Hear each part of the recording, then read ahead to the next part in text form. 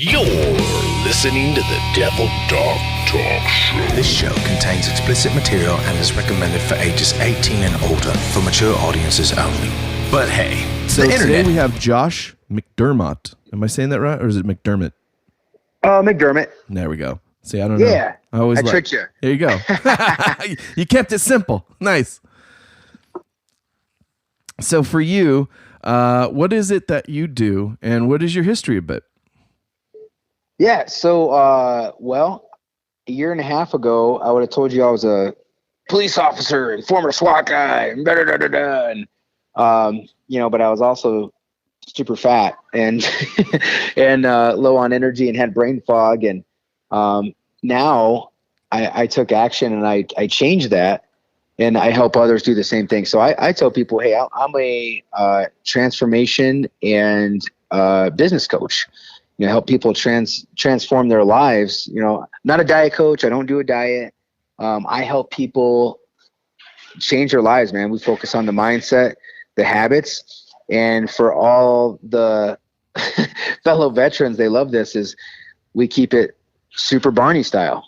Yeah. You change one habit at a time, one thing at a time. And first we talk to people and we figure out, hey, what are you looking to accomplish? What are your goals? And, what is it that you want? What's the toughest part about being you right now? What do you want to change? What do you want to achieve? And not only in your health, but in your finances. I'm helping people create the income that they want or they need, or just pay their groceries. Or, I said a coach that I work with now, she's approaching 6-figure income. She just quit two full-time jobs.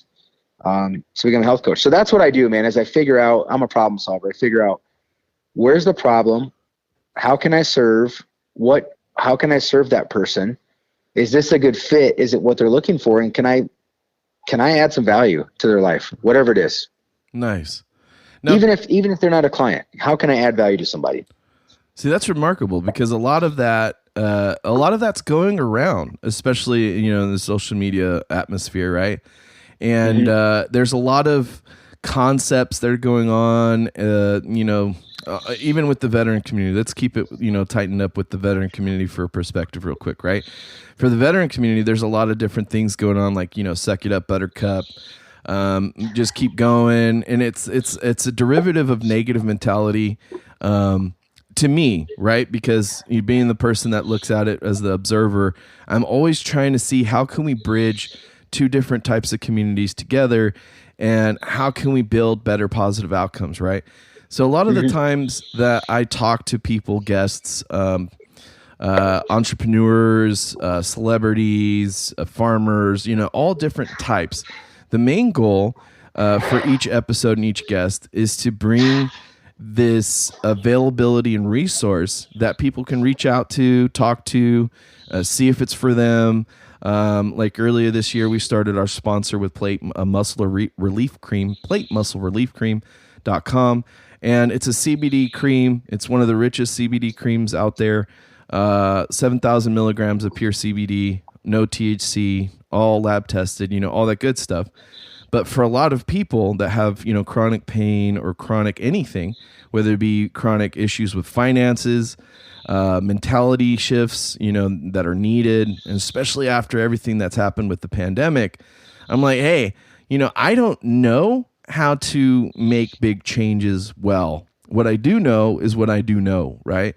And one of the good things was the way that I saw how you come to the arena of not just weight loss, but like you were saying about entrepreneurship, mindset, and all that great stuff. I was like, hey, I like this.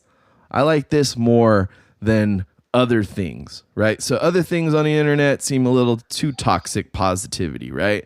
To me, I was like, I'm not gonna lie, like I'm one of those and rainbows. Exactly, dude. Like I can catch on, like I'm good with that, everybody's selling a supplement nowadays, and I'm like, that's great for you, whoever does that, But to me, it's like, where is the basis of change? How do we get back to the basics? And so I want to cover a little bit more about maybe how do we get in touch with you, and how do we get started in this journey of not just coaching for, either weight loss, or I should say, because that was actually, for me, that was one of the most remarkable things that you had posted, was your journey, like you were saying, from when you were a police officer, SWAT, all this great stuff. You're still operating at the time, but you'd gained some mass, so to speak, right? And how was that journey coming about, and what was that like, and how did you find what you found here? So, answer your first question. Well, I'll answer your first question last. In my journey, basically, I watched my family lose 850 pounds 8 years ago on this program that we use. They were diabetic, they had PCOS, they had thyroid issues, anything across the spectrum that causes people to gain weight and be unhealthy. They had it. My family had it. And this program was introduced, and they lost 850 pounds. They have kept the weight off for over 8 years now. They're off their diabetes medications. They're off the blood pressure medications, all that stuff related to that, excess weight. And they're living healthier lifestyles, and they're around for their kids and their grandkids. And they're living healthy, optimally healthy lives. And the reason being is they changed the mindset, the habits, they added in accountability, and they had an awesome community. So I saw that. And after the Marine Corps, you get out of the Marine Corps, you've got discipline, you've got structure, you've got accountability, be here, do this, eat this. Now it's one of the worst parts is eat this, because it's all crap. Right. But you're PT. If you're not PTing, if you're fat, it's because you're not PTing enough. And so I left that, and I went right into the private security sector, and I was making freaking $10 an hour on food stamps, and I had to work 12 hours a day, 7 days a week, just to pay $800 in rent and be able to feed my family. There was no time to work out. It was eat on the go. It was eat all the time. Here's a Lunchable. Here's some fast food. Here's McDonald's. And then I got into law enforcement, and had my wife had my second kid by the time we were in the police academy. So it was just, to sum it all up, I was just going.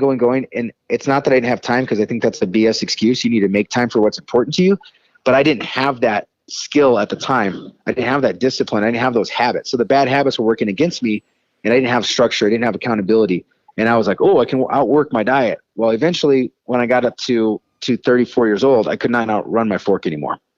So sideline dad, sideline husband. I had 3 boys, 10, 12, 10, and 2, or 3 now.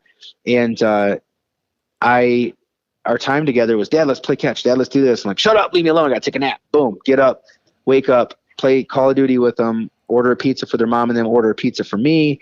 And that was our time together, watch Netflix. And then they'd go to bed. I'd stay up because I was exhausted from I don't know what. And I would stay up all night, play video games, eat whatever's in the fridge, wake up at 7 in the morning and do it all over again, and then work my shift. My wife stopped me and said, dude, your dad almost died of cancer when you were a senior in high school because of the way he ate. His liver, his kidneys were all messed up because of that. You're headed down the same road, and there's a chance. I was pre-diabetic. I wouldn't go to the doctor. I wasn't changing how I was going to eat. No way, because I was Big Mac. Everybody called me big. Oh, no, you're a big dude, man. You're a big dude. Well, I freaking, just kept continuing down that road. And my wife said, there's a chance you're not going to be here to see your kids graduate high school. Wow. So, what an eye-opener. Dude, yeah, dude, huge. And so I was like, oh, crap. And she goes, you're not the Marine that I married, bro. I'm sorry to bust your bubble. My wife's a little Mexican girl from Juarez. She's like pretty blunt. She's like, dude, you're not the dude that I married. You used to like to travel and hang out and go have fun and go dance. Like, we don't do that anymore. Our dates are family dinners, going to movies, eating at the movies. That was it. Wow. That's all we did. There was no Netflix and chill. There was Netflix and eat some more. What's next? What's for dessert? Netflix and eat. Netflix and eat, bro. And that was it, man. That was what my life consisted of at that time. And, she said, if you're not here, you're missing out on the best part of these kids' life. And if you're not here to raise these kids, I'm not going to raise them by myself. And I was like, heck no, I'm not going to have someone else raise my kids. And that's what I knew what I needed to do. And so that's why I reached out to my coach, man. 4 days in, my cravings were gone. I felt amazing. I got rid of the crap that was in my body. I was sleeping better. I had more energy. I was a couple pounds down. The first week I was like 10 pounds down. 3 months in, dude, I was 50 pounds down. I'm 100% disabled through the core. My back, my knees, that stuff, it felt so much better to have that weight. Now, yeah, it doesn't get rid of the pain. It doesn't get rid of the damage that was done, but the weight it was such a relief to have that 50 pounds gone. And then 6 months in, I was 86 pounds down, without exercise, without a bunch of food prep, changed the mindset, the habits, found out I had a 6-pack. And then my wife was like, okay, dude, you look good, but you're too skinny. Start working out. Wow, dude. What a great trade up there, right? Yep. And so started working out, dude, and took what I learned about optimal health and taking the good habits. And then I just applied it. And a year and a half later, I still got my weight off. I'm still optimally healthy. I'm training harder than I ever trained before. I'm more healthy than I was in the Marine Corps. And I'm just freaking, I'm optimal, and I'm helping other people do the same thing. I'm giving spouses their spouses back, kids their parents back, man. Like lives are quality of life for almost 1,000 people now since in this year and a half has been drastically changed. And to answer your first question, this is all organic, man. I'm doing it. I'm living my story out loud because people don't want to see airbrushed abs in a magazine. They don't want to see that's unobtainable. Yeah. Like, yeah, that is awesome. I want to look like that. Yeah, sure. Now, I got a good friend of mine. Right? Who doesn't want to look like somebody that could get paid just to sit there and take a photo, right? Yeah, but you can't go from A to Z. You got to go the other 25 letters. You got to get through there. Like my buddy Dale Morrell, he's a full-time prosecutor. He's a former Marine. He's got an 8-pack. He's in his 40s, but you know what? He took the program, he used it, and boop. But I do everything organically, man. I bring people along and say, if I did it, you can do it. I was a busy dad. I was a busy husband. I was a cop. And of course, after 2 months into the program, I left law enforcement, told them to shove it, and then started coaching full-time. Because I realized that I can save more lives with this program, with this health journey that we have, this amazing vehicle that we have, than I did in law enforcement. See, that's remarkable because a lot of people are sold on, and it's not to neg on law enforcement or what the current scenarios are politically about things, but let's be honest, it's very difficult to engage with the community and add to it when the current situations are the way they are, right?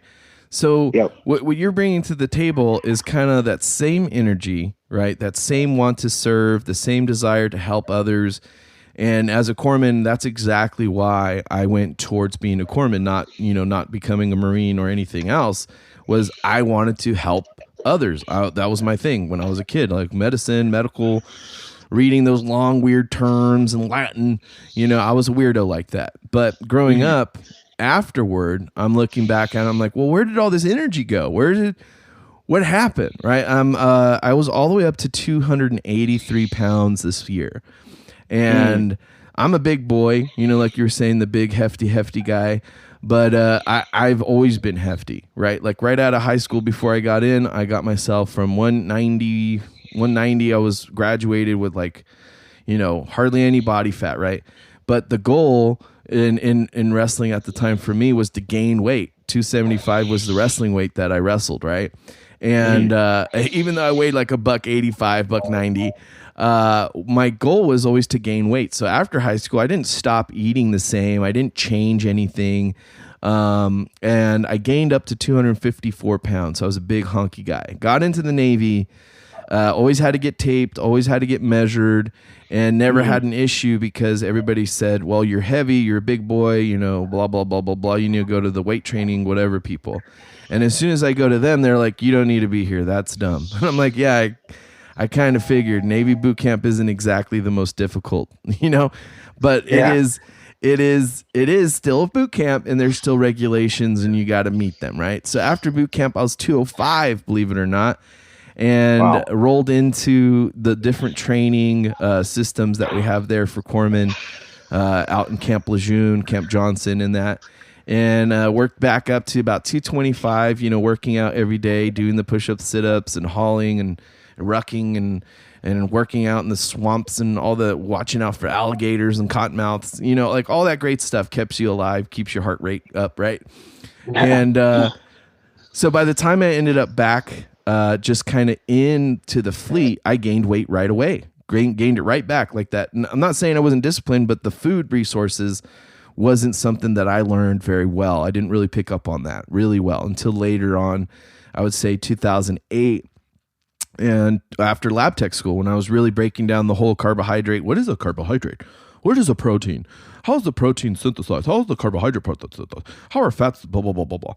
And so like as a lab tech, you know, like you have to learn all this different stuff about the chemistry, your metabolism, and like all the different things. Like it was an extremely different type of school. Like it's so in depth that it's one of the most difficult schools actually in the Navy because it's done through George Washington University, blasey, blasey, blasey. Shout out to them. But it's a really great program to get your head around different things. And that was the school, right? So when I graduated, my goals were I want to be beefy. I want to be, you know, bench pressing 400 pounds, 25, whatever. You know, I want to squat X. I want to be the strongest dude because at the time I was like, hey, I got to pick up Marines and do things. Like I already been on the deployment. I already know what the field's like. I already know what they want. And they like those big, beefy docs, right? And they like it because they know, one, you can pick them up, and two, they can hide behind you. But you know, that was my experience. Of course, it was brotherly love, and you know, all my Marines were like, "Dude, you're like twice my size, so just wear an extra sappy plate, and we'll be cool." I'm like, "No, that's not. No, nah. I'm gonna be way back. You know, like I'm not trying to carry extra stuff." But no, like it was cool. I very much enjoyed it. And then learning how to lose weight again after the journey of, you know, going through the VA process, the depressions that creates, the mentality that puts you through. Excuse me. It was a very different lifestyle. Like it was probably different for you going from being a Marine to being a security guard to being a police officer, right? And then trying to reestablish those same disciplines of, you know, not just self-control, but, you know, activity levels and consumption levels and portion size, right? So what is it that we can do collectively, right, to support you in this journey further? And then how do we participate or learn more about actually getting to the basics of what you do? Yeah, no, that's a good question, man. And I appreciate your story because our stories are the most important thing we have, man. They're our testimony, and nobody can tell you that didn't happen. That's not true, and that's the most powerful thing we have. You know, as far as you said, getting out and getting out of the military, and then kind of trying to find your way. Everybody says eat healthy, work out, awesome. How did I freaking do that? You're talking about carbs and calories, and I'm over here like I didn't have to count those. So that's what I loved about this was the confused mind does nothing. So people get so confused because they say, don't eat eggs. Eggs are good. Eggs are bad. Don't eat blueberries. They'll make you gain, you know, it's something different every day. So everybody's confused. So instead of doing something, people just give up. And so that's what we really do is take the hard, seemingly impossible task of losing weight and getting healthy and keeping it off, because diets don't work because you're going to gain your weight back if you don't change the way that you got there. It's a yo-yo effect.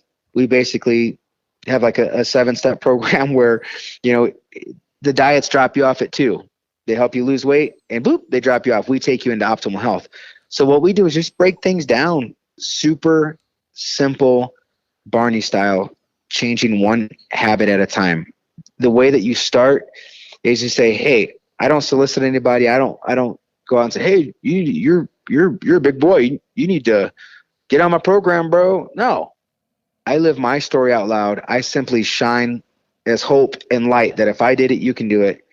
And people that are looking for it come to me.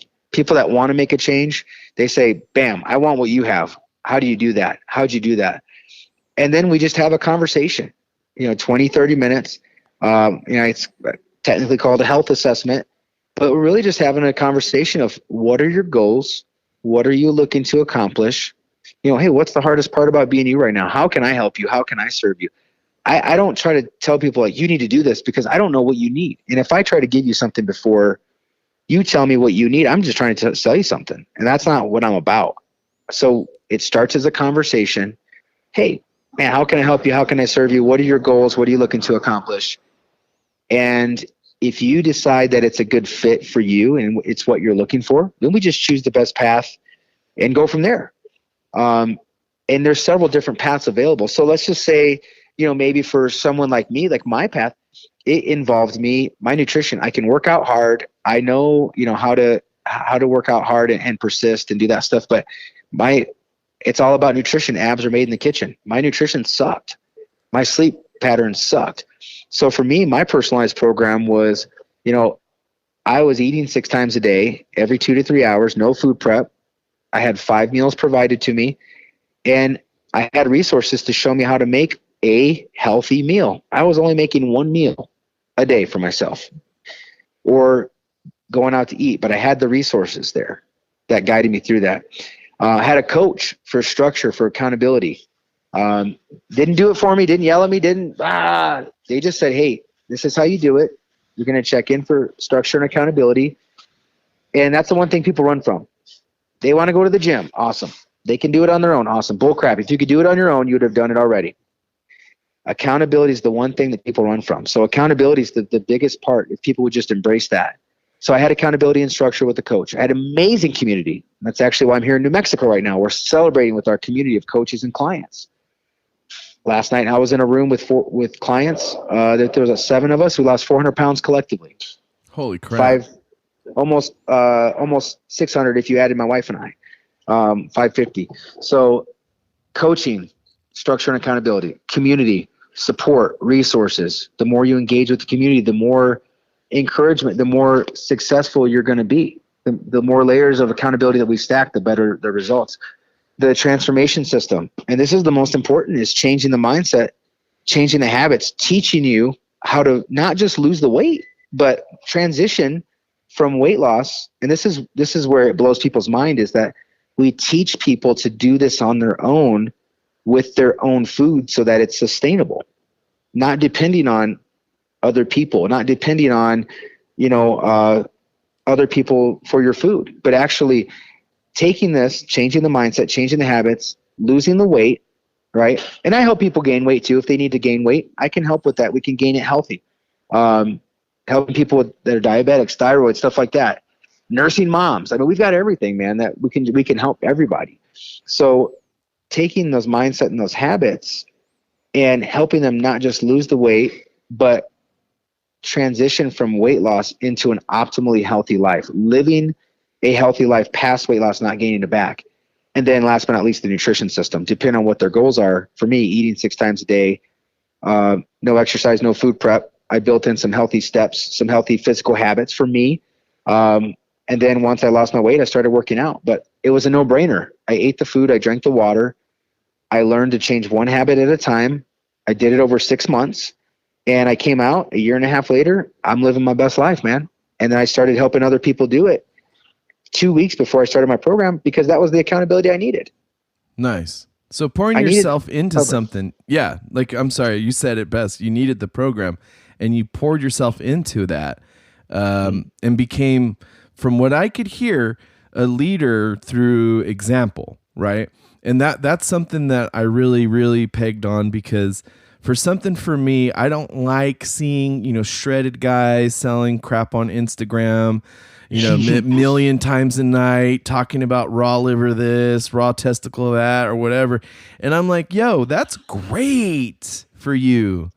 Yes. Not for me. Like you brought up your spouse, your wife, right? Is Mexican. Mine is from Mexicali. She's Mexican. I'm Mexican, right? And so we like our tortillas, right? We like our certain types of food. We like our carnitas. We like our carne asada. And I'm getting hungry just thinking about this stuff right now, right? But saying I can help you with that, bro. Right? Thank you. Saying it out loud, I think, is kind of where a lot of people, like you were saying, are afraid to talk about. Like accountability means that, wait a minute, I actually have to change. And I noticed that, like, of course, let's go back to boot camp, right? Accountability was kind of of self-served and also presented continuously. Okay. So Yep. you didn't have to worry about that. And then throughout the military path, there's a lot of different programs. There's a lot of different things going on, different types of training, different types of cliquey communities within the Marines and the Navy and all military branches. And so you either become something or you don't. And I think that was a very unique path for myself. Was I loved weight training. I loved working out. I did the jiu-jitsu for a while. I grew up wrestling, so I had to find an event that provided that type of relief. And then what I realized was there was no balance. So it wasn't necessarily a healthy lifestyle, even though I was lifting, X and Y and Z, amounts of pounds, like thousands of pounds a night, over 50,000+ pounds a night. I would move within 2.5, 3 hours. Right. And so my goal was always to get bigger, stronger, and faster. But I never once thought of it in the nutrition sense. Now, don't get me wrong, I didn't eat poorly, but I didn't eat accurately. That was my biggest deficit when I went into more of the mindset of bodybuilding and strength conditioning. That was a very huge setback. How many times a day do I eat? What do I eat? How many times a day? What type of supplemental vitamins do I need in order to digest all this food, right? And so I was nuking the crap out of it, right? I was just more hyper-focused on I use the gym as an escape, not necessarily as a tool to build. And that's kind of where I really jived off the whole mindset shift that you discuss, because seeing the types of persons through your feed, right?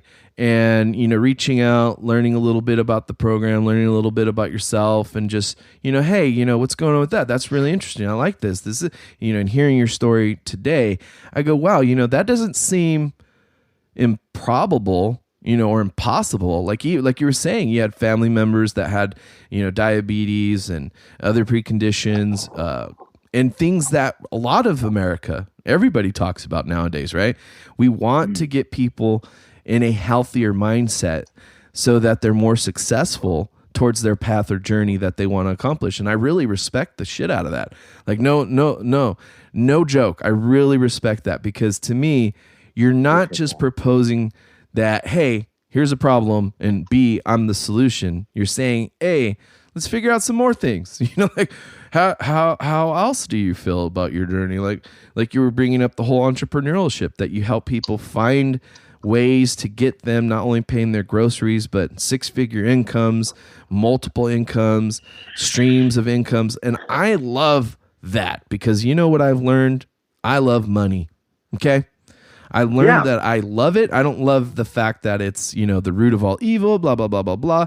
But money equals freedom. And I've never not understood that. I just knew that I liked money for a reason. But growing up, you don't realize that money means how you buy groceries, what groceries you buy, what type of mindset you have. What, like you were saying earlier about Netflix and Eat, right? Oh, I'm exhausted, so the money kind of helps, hey, I can order some pizzas, or you can order some chicken. There's different options doing whatever you're doing, but a lot of the times it's going to be processed, greasy, bulk made foods that aren't as healthy as your body can need. Now, as you transitioned in this past year and a half. Well, hold on. I got to stop you real quick about something you said. Go ahead. Money's not the root of all evil. The love of money is the root of all evil. And money just magnifies what's in the heart, because really good people making great money do great things. A lot of the coaches that I work with, they give to organizations and help organizations that are anti-human trafficking. They're giving rehabilitation to, and that's one of my goals. Why I push so hard at coaching is I want to create and facilitate more resources for persons that have been human trafficked. So the love of the love of money is the root of all evil, but money just magnifies the heart. So whatever your intentions are now with $1, you're going to do with $1 million. So I'm sorry, I just had to. No, that's great. I love that. I'm gonna fucking use that shit for real. Steal it, bro. Yeah, to me, you're right, because I always have this complexity with money, right? And it's an internal one that I usually don't speak about, because my external is I know that money equals freedom. But when you say it like that, $1 with intention is the same as $1 million with the right intentions, right? But it's the person's heart that really brings the intentions out. And I like that because you don't hear people talking like that very often. In my community, it's funny because in our coaching community, you hear it all the time. There's such abundance. We live in such an abundance mindset, but in the lack mindset. And right now I'm reading the 177, habits of the top performers. I can't remember the exact name, but that's the thing is you have high performers and you have abundance mindset that goes with that. And then low performance is lack mindset. And you operate in a lack mindset. And people go, well, I grew up in the church. I'm a Christian. I believe in Christ. And, people go, well, you're a Christian. You shouldn't have money. You're a pastor. My dad was a pastor. You shouldn't have money, so they believed in that being broke thing. Well, let me ask you this. If you've got a hungry kid in front of you, you don't have any money because you don't want to do the work and do money. How are you going to feed that freaking kid? Exactly. Right. How are you going to clothe the naked? How are you going to give homes to the homeless? Let's speak specifically to the veteran community. Okay. And I get this a lot and I've been kicked out of a bunch of, specifically Marine Corps groups because they want to sit and they want to send nudie pictures and stupid memes and they want to keep each other where they're at and broke instead of saying, hey, how do we add value? How do we help people? And that's kind of frowned upon in those communities because it's like you said, it's looked at as like the rainbow unicorn type thing. Like, oh, if you don't do that, because that's not seen as possible. But if we really want to help 22 veterans a day, if we really want to help homeless veterans, if we really want to help veterans be successful, you know what? It's going to take some freaking money. It's going to take someone who's doing it. It's going to take someone who's done it and been there. Just like you want to go to battle with the freaking crusty Lance Corporal that's been deployed 5 times. That's the guy you want to go with, right? Exactly. So you want to go with somebody that's freaking been there and to guide you there. But if somebody doesn't lead the way, and that's what I'm doing, if somebody doesn't lead the way and make the money and share what is possible, then that whole culture of poor me veteran mentality of, well, this is my destiny, this is what I'm destined for, is going to maintain because they don't know what's possible. You don't know what's possible, and you cannot help people without money. That is so accurate because you can't even help yourself without money, right? Like my budget is I can pay attention. Okay. So listening to the way you're talking about it, right? No, for real. Like I love that. Thank you. We will be following up personally. Trust me. But to me, it's one of those things because you have to be able to continually adapt, right, to the circumstances. Mm-hmm. I think COVID really proved that to the planet. All right. And if you don't, you get left behind. And to transition more to the entrepreneurial conversation, I messed that word up. They love it when I do that. Entrepreneurial side. How does one take the mentality of not just weight loss, but weight gain, development, the mindset, and transcend that not only to the self, but to making something like more money? Because you brought it up with the whole concepts of pastors need to be broke. We want altruism, right? Everybody, I think, honestly wants altruism in the veteran community. But we look at a lot of different nonprofit organizations. We look at politicians. They're flying Lear jets, G6s, this, on that, and the other. And it's contradictive to a lot of gentlemen and gentle ladies and gentle zamzimmers out there. I don't know how we're supposed to do that, but I tried my best. And freaking ladies and gentlemen. Yeah. So when we look at that, how do we not broach over the conversation of wealth, right? But describe the improvement of looking at one's value? Because you hit it really hard on the head right now, and I don't want to breeze past that, is we want to help the 22 a day, right? We want to help the homeless veterans. But how do you teach a man to fish, right? Without a fishing pole, without fishing line, without a lake, or even getting the man to the fish and woman and others, just in case.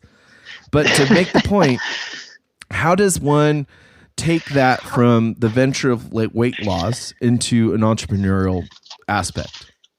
Awesome. It's all congruent. If your waist is shrinking and you have the vehicle, then your bank account's growing. It's that simple. if you see the most successful people in the world, they have some kind of healthy habits. They're in some kind of shape. Now there's some people that have let that go.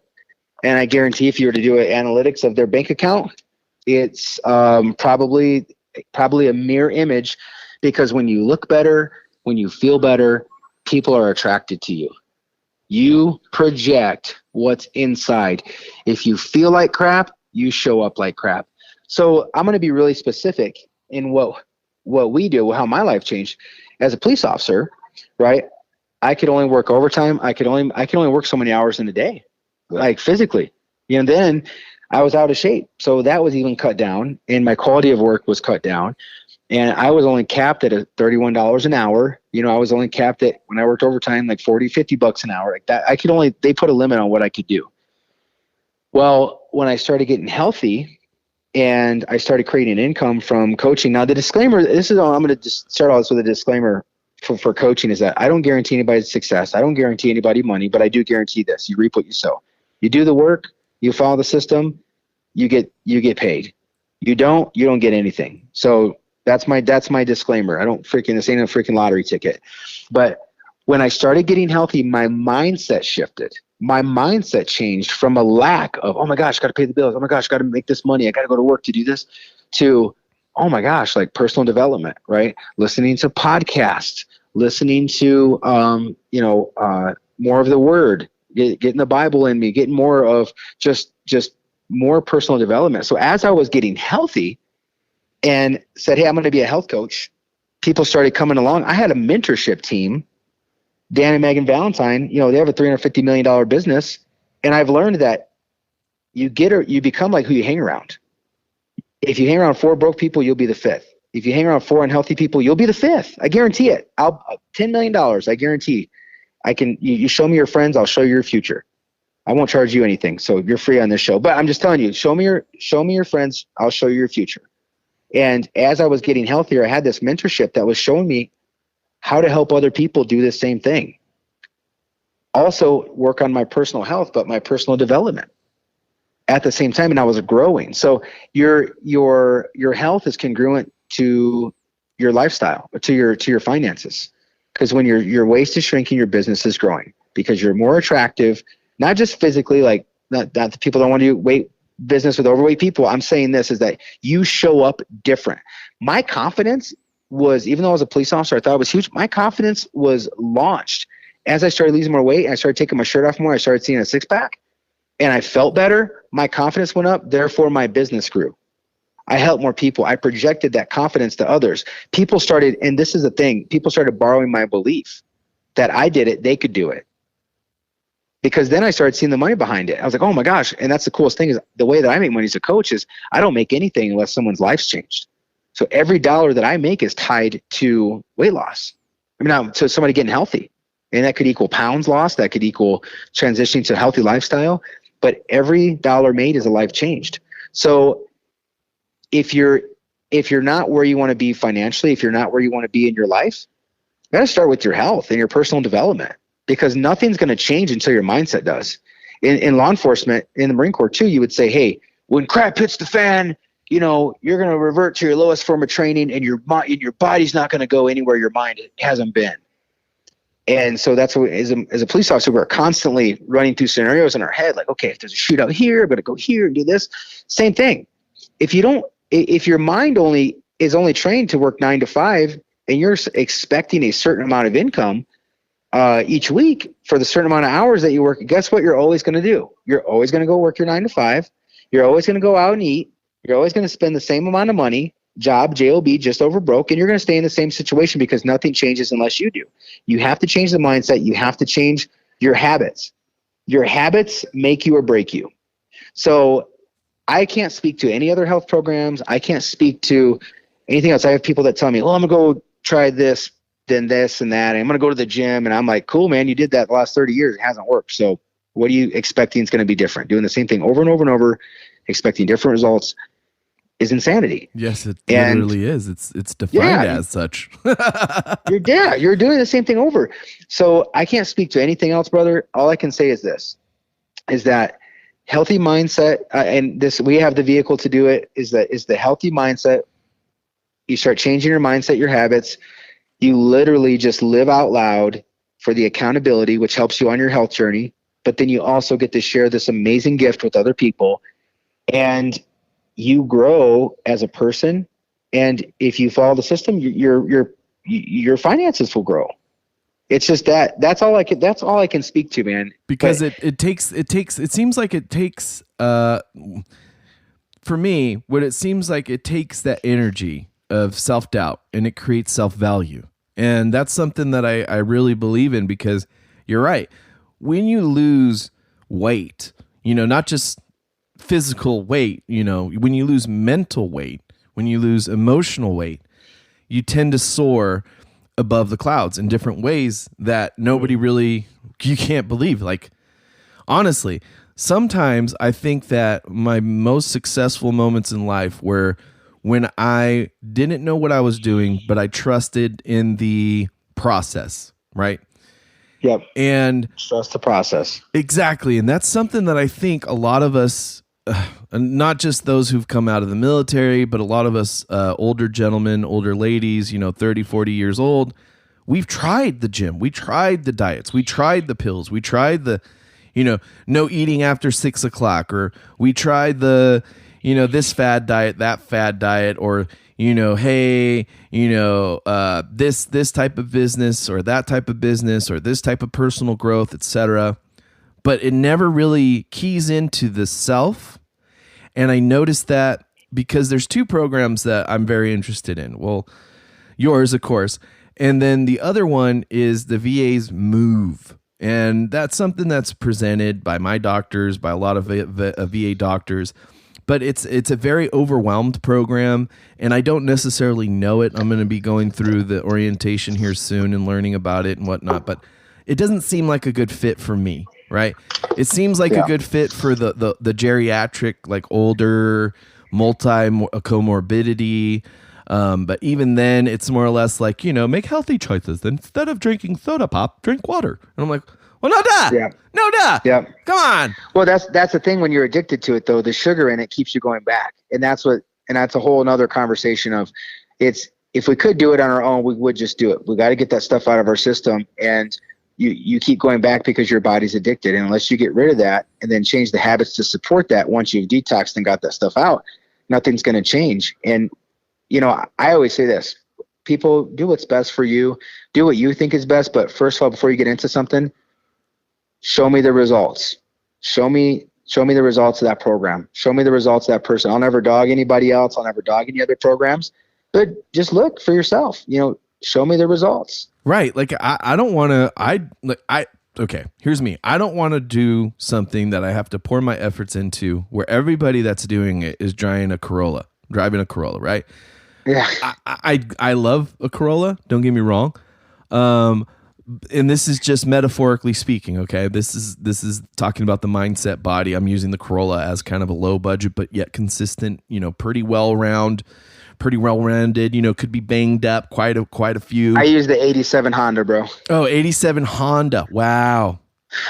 Wow. You're right. Honda does have a better track record than Toyota, but that's going to be a political conversation. I guarantee you gearheads are going to be like, what? What did he just say?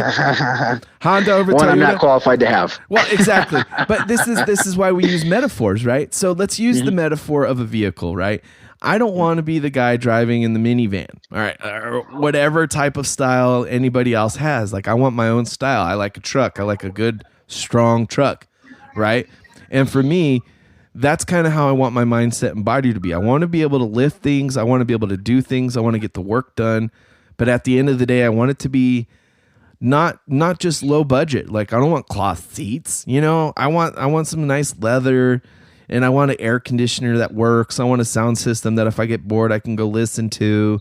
And I want something that goes, right? I like that sound. So to go right back into it, the metaphor of the car, right? If the car is, what you want, fine.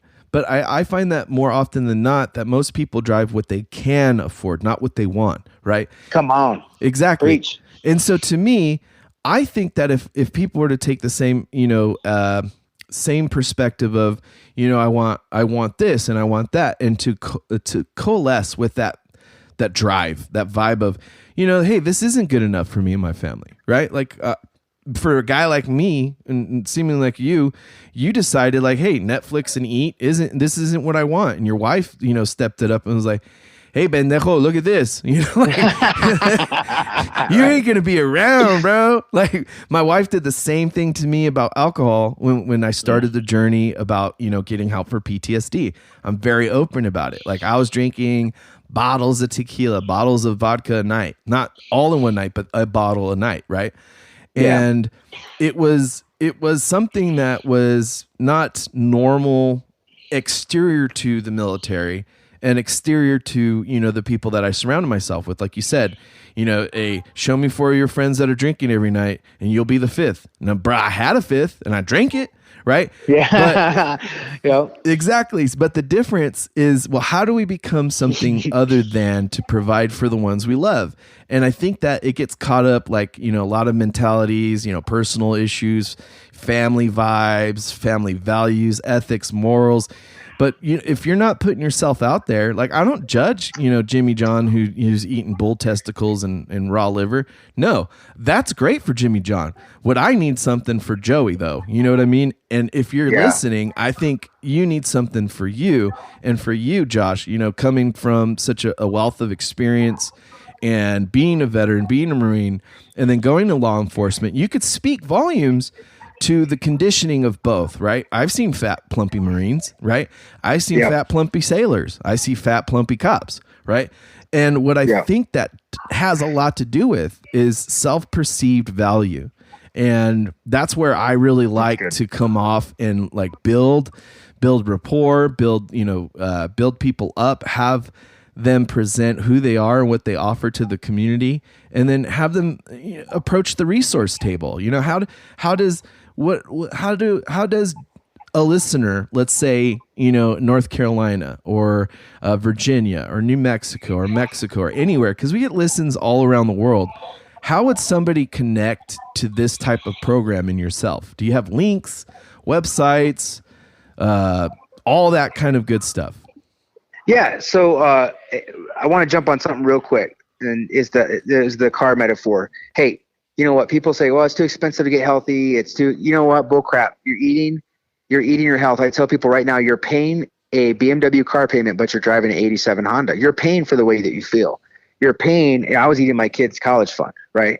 I was eating that. And, pull your bank statement. First of all, before I give you other information, pull your bank statement from last month. Do a self-evaluation. Do a self-check. Highlight everything that you put in your body, and I'll be danged if it ain't freaking at least $1,000 a month, $1,200 a month that you're putting in your body to feel the way that you feel, to feel like crap, have low self-confidence, have low self-esteem. So first of all, do that. The numbers don't lie. Your bank ain't got it wrong. Trust me. They know their numbers. So, yeah, they do. so doing that and the self-evaluation thing, exactly, man. People don't know what they're worth. And that's what I really do is I show people, hey, you know what? I can show you that you didn't think it was possible to pay for your kids' college. You didn't think it was possible for you to be able to be there and walk your daughter down the aisle. You didn't think it was possible to be able to pay for that wedding, or maybe pay off your debt, or maybe add to your retirement and retire early. I'm giving hope. I'm a freaking hope dealer, bro. That's what I do. That's what I'm about. And I tell people, don't take what you get, create what you want. Then I tell them, be too blessed to be stressed. But you don't have to take what you get anymore. Freaking create what you want. I've got 2 police buddies that I'm here with in New Mexico. I helped them. They had left law enforcement and their lives were kind of over. One of them was about to commit suicide. Wow. He has now found purpose through getting his life back, his physical health. Now he's creating an income for his family and helping other law enforcement officers. And his goal is to help other law enforcement officers that were involved in officer-involved shootings or other hardships or have been injured on the job, and be able to help them when the government won't step in and do that. Anyways, how you can reach me right now, my Facebook is they want to verify me and make sure I'm the real Josh. I guess I've been having too many conversations with people sharing this gift. So Josh McDermott, that's Mary, Charles, David, Edward, Robert, Mary, Ocean, Tom, McDermott. Josh McDermott. It's a picture of me. I've got a multicolored jacket on. It's like a shoulders and up. I got a honey badger tattooed on my chest. That's another conversation for you. Why they call me the honey badger, but I got a honey badger tattoo on my chest. And also I'm on Instagram right now, Josh McDermott 87. So go ahead and follow me there, Josh McDermott 87. And then obviously as I transition back, when they reactivate my Facebook, but I do everything organically. My website is for my current clients only, because once they come on, that's where I kind of help them through their stuff. But I help people all over the country. Unfortunately, we're not shipping to Mexico right now. In Canada, we're working all 50 states, Singapore, Hong Kong, and that's currently where we're operating out of now, expanding. And one thing that we're really doing now is working more with the Latino community. Latino community, you brought it up earlier, I wanted to speak to it, it's such an unhealthy lifestyle because of the food, the culture that's brought up. And Latinos represent one of the biggest peoples in the world, and their health is some of the worst. And so actually that's what we're expanding with our $1.5 billion company, to create more resources, more Spanish resources, more making health more accessible for Latinos, for everybody, but specifically bringing the Latino community along, who's been long lost, forgotten. And my wife Leah is actually one of the people heading that up. But nice. Yeah. So and you can reach out. This is Hispanic Heritage Month, so why not? Make it a big deal. Buddy. That's awesome. And I'm sitting in freaking Albuquerque, New Mexico right now, bro. Because when I was a cop here, I created such awesome relationship with such amazing people, and we are helping out of almost 1,000 people that we're helping right now. A good 600 plus of those are here in northern and central New Mexico, and we're helping people change their lives and bringing without changing the culture. We're helping them introduce new foods, new recipes. Yeah, you can still be healthy and go to the quinceañera. You can still be healthy and tell abuela, hey, freaking, like my mother-in-law is living with us now, and she cooks all the time, and she can cook, man. But you know what? We just showed her how we cook. You know what she did? She just started cooking how we cooked. We took the grease out of the house. We took the lard. We took everything out of the house. We gave her the healthy stuff to cook with. Guess what she cooks? It's as simple as that. But connecting with my wife, Lydia, Lidia McDermott, she's got her picture there. Josh McDermott on Facebook, Josh McDermott 87 on Instagram. And all we do, man, is if you're looking for a change, is we have a conversation and just see what you need, see what you want, what you're looking to accomplish, whether it's health, losing weight, gaining weight, you've just got some health concerns, or you're like, man, I know for me, I was lacking purpose and passion as a cop. I needed to do something different. I needed something more. There was this calling inside me. And if you feel that, and you're like, I know I just don't really fit in where I'm at, and I know that I could be making more money. I want to make more impact. I want to help people, but I can't figure out. So many veterans volunteer, dude. They work a full-time job and they volunteer, and it's so noble, but they're so broke and they don't have time. They want to give, but they don't have money to give and resources. So if you're that person and you're like, hey, I want to make impact, I want to help people, I also, maybe a little selfish, I want to get healthy myself, and maybe I want my kids and my grandkids and my spouse to have a good life at the same time.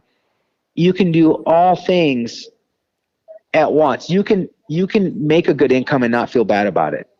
You can get healthy and not feel bad about it, because you can include your freaking family. And by helping other people, you can create an income. And whatever it is, and I'm going to, like I said, disclaimer, I don't guarantee success. It takes hard work, just like anything else. And it takes loving people and hard work and following the system. If you do that, I don't guarantee success. But if you do the things that your coach walks you through on the program, if you follow the program, you'll get the results. If you follow the coaching program and you do those things, you'll get the results. See, that's remarkable. Yeah, exactly. Through hard work, real hard work, and application of those main things, discipline and accountability. And I really respect that, because I like talking to just about anybody and everybody. Okay. So I do a lot of, devil's advocate, and I like to pry at things. I'm a pretty good cynical person at times. And I like to pull away at the layers of certain things and ask the tough questions, right? And to me, there's always going to be those tough questions. There's always going to be the reasons not to try something. And I want to minimize what I do there on this because of two reasons. I feel as though there isn't enough positivity going around in the atmosphere of podcasting, and especially with veterans. Like there's a lot of conversation with veterans about, oh, there's this resource, there's that resource, there's this resource, there's that resource. And I've been guilty of that a lot. Just here's a bunch of resources, see what works for you, out of fear of, either minimizing one that may work for another, or may be better for another fit, or, X, Y, and Z. But here's something that people could do themselves. Take it upon yourself. And this whole suicide prevention month as well, I've been promoting, prevent your own suicide. Take some control back into your life and use these methods that other people have found to enrich the quality of your life, to add value to your life, but mainly to allow yourself to find that sense of purpose and belonging, because they're short-term quick answers. Okay. That's suicide. There's short-term quick answers for food. That's called, fast food. Right. Yeah. There's short-term quick answers for your emotionability. That's called alcohol, whatever else you use to kind of, you venture off that accountability path. But to feel something, I feel that our community has to start diving into a little bit more, like you're saying, 22 a day. We don't really know the value of each person's life lost, because only those nearest to them do. And that loss creates such a void that nobody really can experience that but those family members and dear friends of those who have lost. But here's something that we can do together. We can say, hey, you may be feeling that way. You may be feeling like there's a loss of purpose. You may be feeling like there's a loss of value, but that does not dictate your future, right? That's just how you feel right now. That may be the present time, or that could be the past.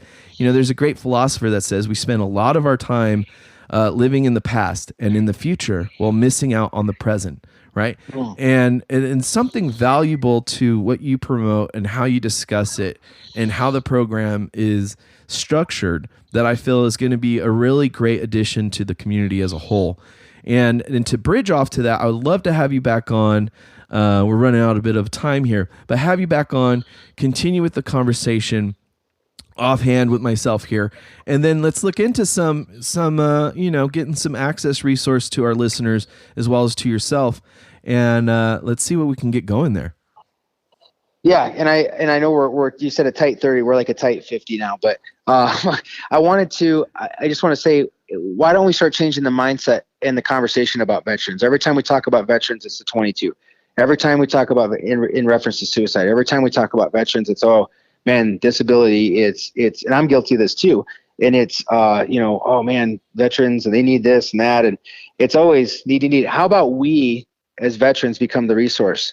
And the number 22 becomes the top 22 earners in the world, veterans. How about the 22 represents, 22 people a day that went out and were able to give resources to other people. See, the issue is we're depending on so many other resources instead of being the resource. We're taking what we get. It's time for veterans to start creating what they want. Because when veterans put their mind to something, the reason veterans, and I work with some of my best friends are health coaches with me. And dude, we are blowing this up. We are tearing it up. Why? Because you give veterans a mission, just give them a chance to win. Just give them the tools and they will make it. And so I say, be the freaking resource. Let's start being the resource instead of being the ones that need all the resources. Now, let's be the ones to provide it for ourselves, and let's quit waiting on the government. Let's quit waiting on freaking nonprofits. No, let's have profitable veterans. Let's have profitable people that we can reach out and help our own community instead of complaining about the VA and depending on them. Let's let VA be the secondary thing, because we're making so much money helping each other and bringing so much purpose to each other and helping each other out. Why don't we become the resource? And then we can go and branch out and help others. That's my thing. That's what I think about. That is beautiful. And I completely agree. And on that note, we're going to end the show for today. And we're going to have a follow-up episode with Josh McDermott on how we can better create that type of lifestyle and environment for ourselves and others. Internet, hello. Like så sen idag hörs när man får på när ni ska äta så ska jag finna mig kapsen här och det är beslut så ska jag snacka på shit. Well, I said the need to sit.